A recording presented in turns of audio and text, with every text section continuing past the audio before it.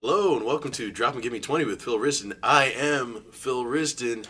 And hi guys, how you doing, man? A lot of different things have happened in the last 7 days. The holidays are finally here.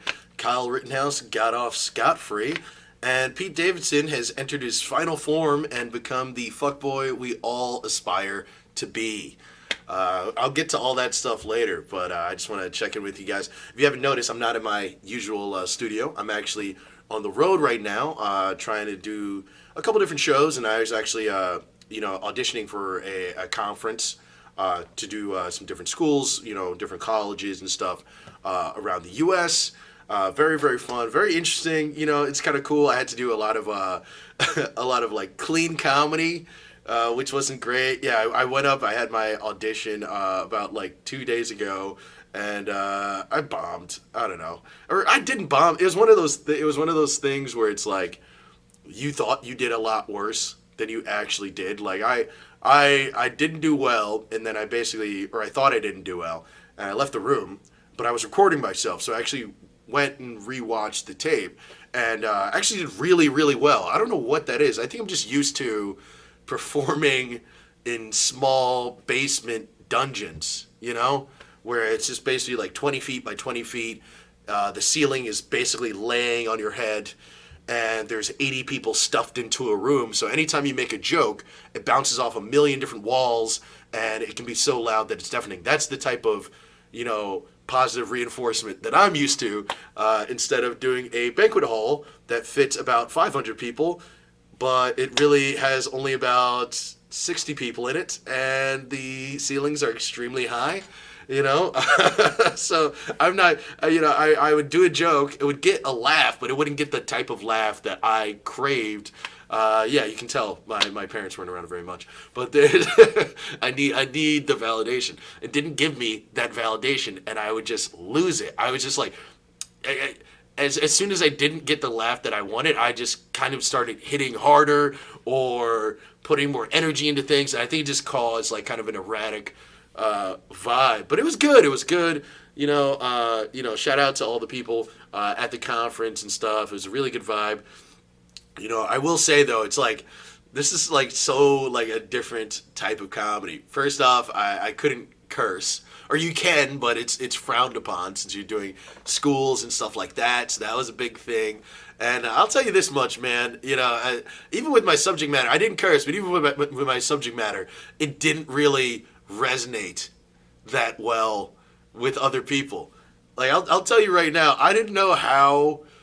You will never know how depressed you are as a New Yorker until you go to the South or the fucking Midwest. Like, these people, I don't know what it is. It's just like, it's just their outlook on the world, I guess, or they don't think it's like proper to speak on things that are shitty. Like I feel like up north, it's like all people do is just complain about shit. We love everything. We love everything. We'll give our hearts to you. We're angry. We'll give our hearts to you, but it's an angry heart. It's a cold heart. It's a heart you're not even sure you want if somebody wants to give it to you. All right? But we will give it to you. Out here, man, it's like everybody's cheery and shit, but then there's a bit of fakeness to it, too. It's just like it just, I don't know. I had this one joke. I had a miserable week coming up here because I actually got here on a plane. I'm in Orlando, Florida right now, and it's raining, by the way. I don't know why every time I go to fucking Florida, there's a goddamn thunderstorm. Maybe it's a bad omen, It's just like, get the fuck out. I'm the only guy who, like, tries to go to Disney World, and there's a torrential downpour. But, who knows? Still, I persevere, But I've had a bad week. Like even checking into the hotel, it was a lot of different shit. I took a flight up here. As soon as I got off the plane and decided to check into the hotel, I realized my wallet was missing. My wallet was missing, and I had like $200 cash in it, my ID, all of my stuff, like all of my cards, everything you can think of that you wouldn't want to lose, I lost in like 1 second. I almost couldn't check into my hotel. I had to like, Venmo my brother and shit, get him to fucking check me in. Fucking crazy. But it's like, just like any New York comedian, it's like something fucked up happens to you, you write about it. You know, you put your soul out there on the table. You know, that's what being a fucking artist is. I feel, at least. And I did a joke, basically, talking about. I used to kind of have this joke before too, talking about how the people at the airline told me to cancel all my cards because somebody could steal my identity. And the joke is, if like, let them. If somebody wants to steal my identity, let them. Okay, as long as they promise not to give it back. Because I owe so much money and this, that, and the third, and blah, blah, blah. It's a very funny joke. It's actually a joke I might shoot and make into a sketch and stuff. It's a really good joke. And it did okay. But just okay. And, maybe I'm just being a dumb cunt, you know what I mean? Maybe I'm just being, this sad little boy who didn't get enough. But I just feel I'm that's hilarious. Is it not? Isn't that hilarious? It's just, I just feel like somebody saying, somebody getting their identity stolen, they're like, you can have it? That's funny.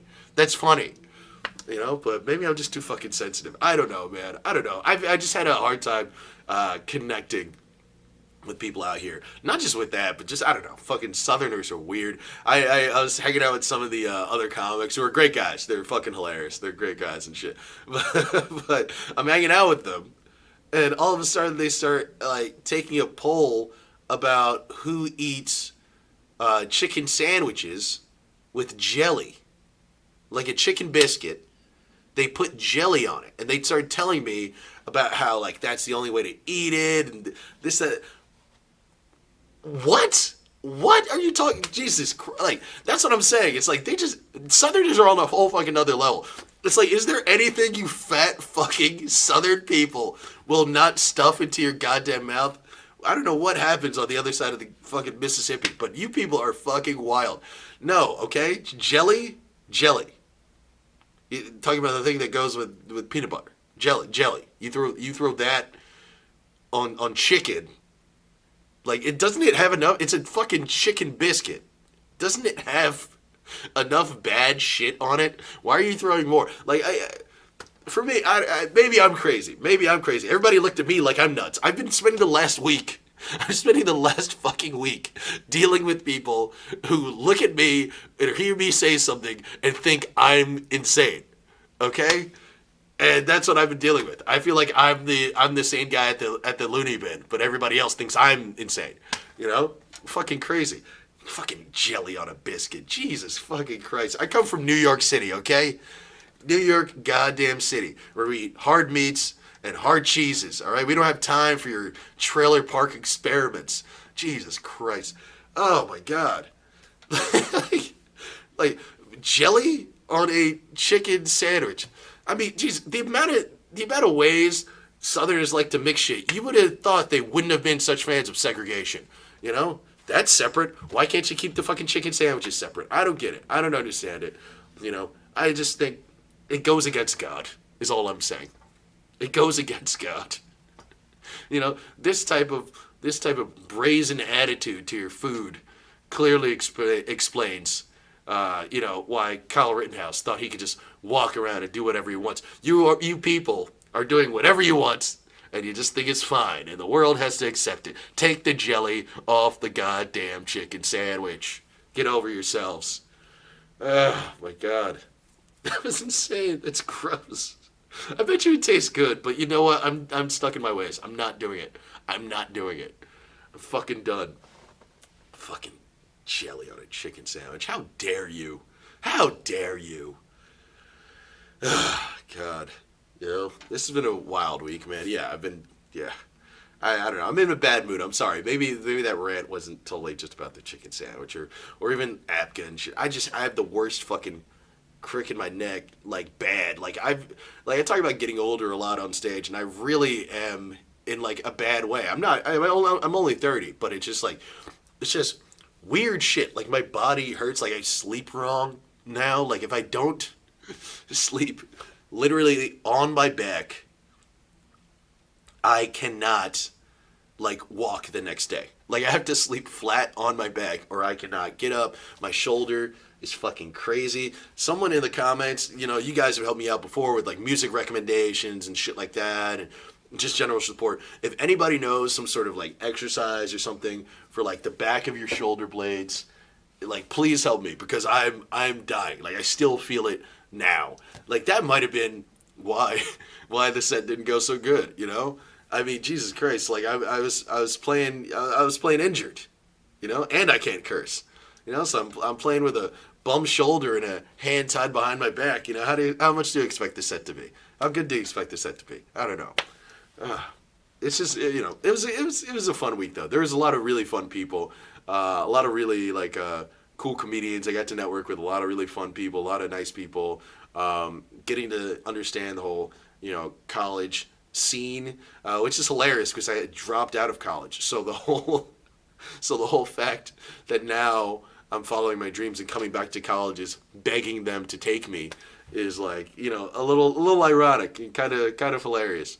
I actually saw a representative from my old community college, Raritan Valley Community College, was down here, which I think is just fucking nuts. So I was like, please book me. So we'll see what they do. But yeah, man. This week has been interesting, man. Let's talk about it. Kyle Rittenhouse got off just like we thought he would, okay? It sucks. It's not fun. I'm not happy about it. But if we're being honest, I think most people, regardless of how you felt about this situation, knew he was going to be able to get off this, because of self-defense. I mean, listen, he did go there. He came there looking for a fight. They have previous footage of him, threatening people with guns before and talking about how he wishes he could shoot certain people and blah blah blah blah blah. So this isn't.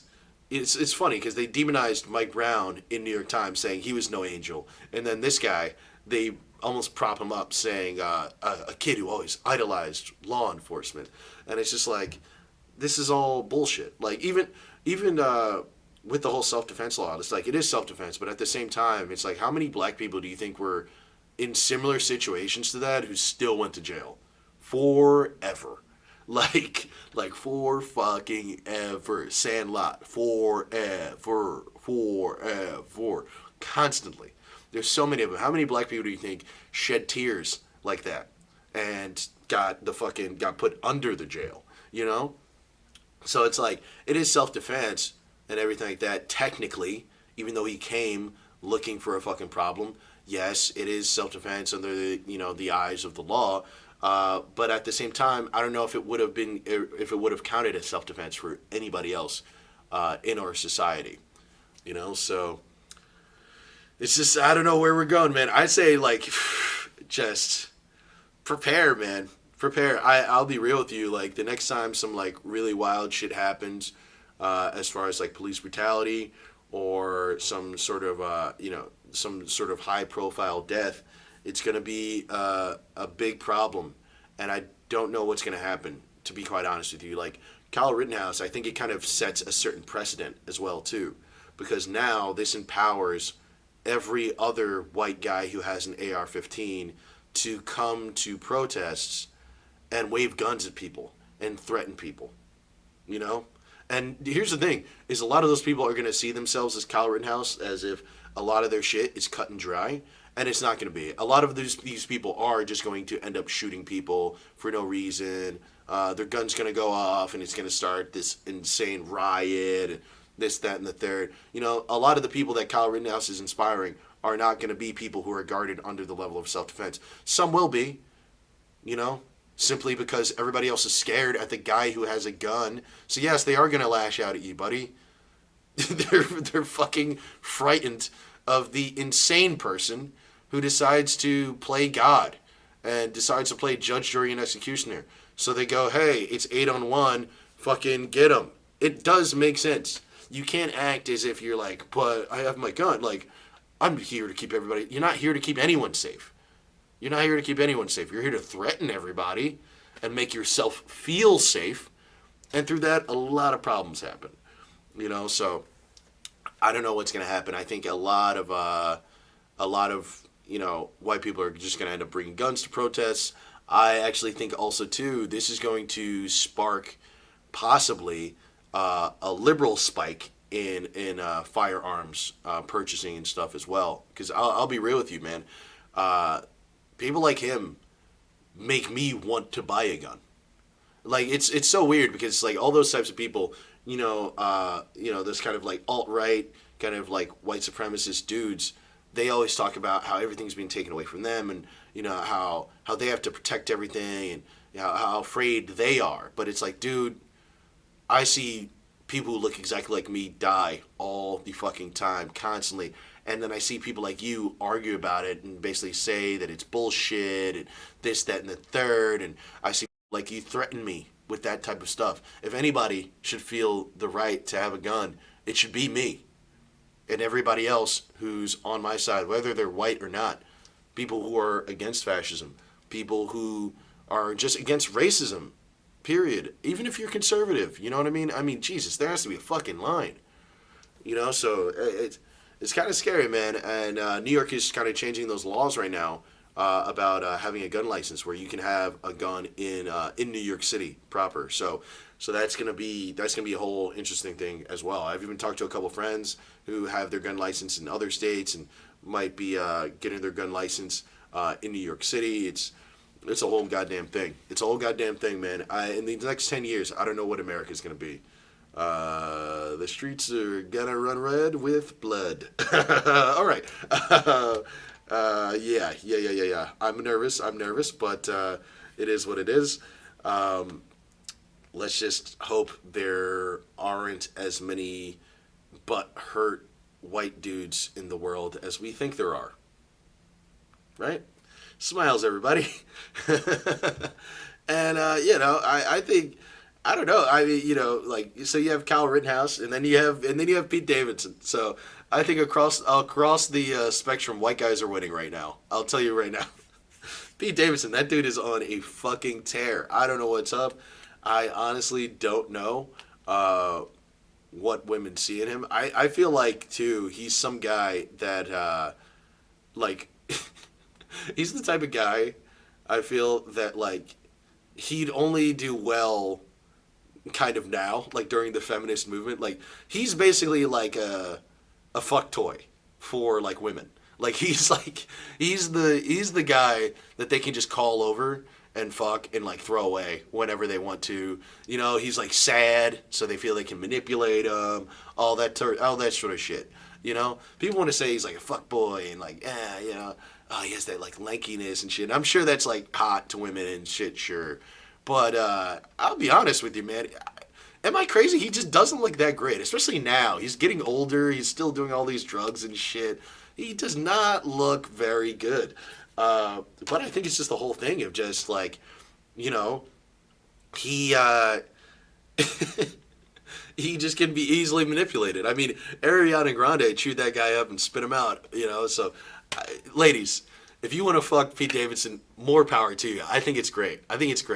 Dudes, we've always had, those types of women. I mean, that you could just like fuck around with and it wouldn't matter. You know what I mean? Pete Davidson's a hoe. Fuck him like a hoe. It's fine.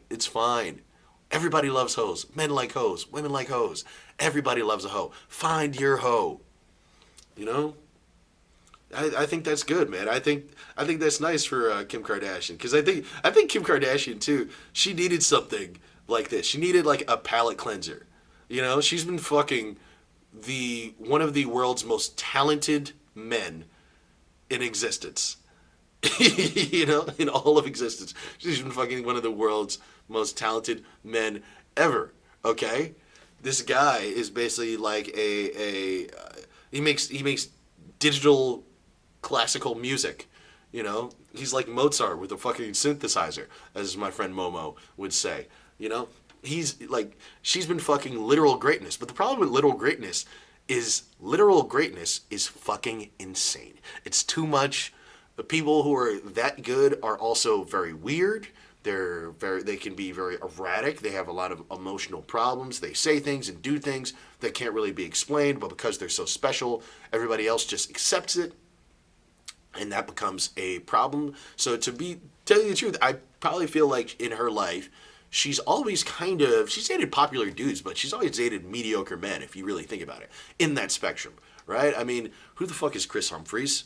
Who the fuck is Ray J? You know? She dated Reggie Bush, but I mean, he's a pro athlete, so he was hot for a minute and then had a couple shitty seasons and then he was gone. You know? It's like, but Kanye is like Kanye, you know? So I think after she decided she was kind of done with him, she was just like, yeah, I just need like a basic guy that like I can fuck, and when I don't answer the phone, he gets upset that I don't answer the phone, and you know, and he wants me around way more than I want him around, and this that. We've all had this. We've all went through it. We've all had a serious relationship where you're just into this person, into him, and then after a while, you know, once you guys break up or whatever, you want something simple. You want something simple. You want McDonald's. Okay? You've been eating 5-star for so long. 5-star everything. You've been eating, you know, pan-seared scallops all day. But at the end of the day, every once in a while, you're still going to want a Big Mac. And Pete Davidson's dick is her Big Mac. And I think that's fine. I think that's fine. Every woman deserves her Big Mac. You know? Jesus Christ. I hope someday that I can be Kim Kardashian's Big Mac. I've said it here today. That's my vow. All right. In life, I like to manifest things. I like to put things into the air, and that's what I'm putting here today. In 10 years' time, I will be Kim Kardashian's Big Mac. All right, people. Oh my God. Let me check the time. What are we on here? Oh, we're at 20 minutes already. I actually gotta sign off, guys, because it's about 11:30 right now, and I gotta check out of the hotel at 12. But yo, thank you guys for watching the show. Please make sure to like, share, subscribe. As always, turn on those notifications. And yeah, I'll see you guys next week, man. Thank you. We're doing the show every Monday. I'm going to get back to Fridays as soon as I can. There's just a lot of things happening right now, man. A lot of life shit, career stuff. Good things, very good things. But I'm a bit busy, so I think I'm just going to stick to once a week. If something really big happens, I might just make a random video and throw it out there, see how it goes, you know. But thank you for the support, all you guys. I've been blowing up recently. I went from like 20 views to over 1,000, so I don't know what the fuck is happening, but I love you guys so much, and thank you. I'll see you later. This has been Gimme 20 with Phil Riston. I am Phil Riston, and peace.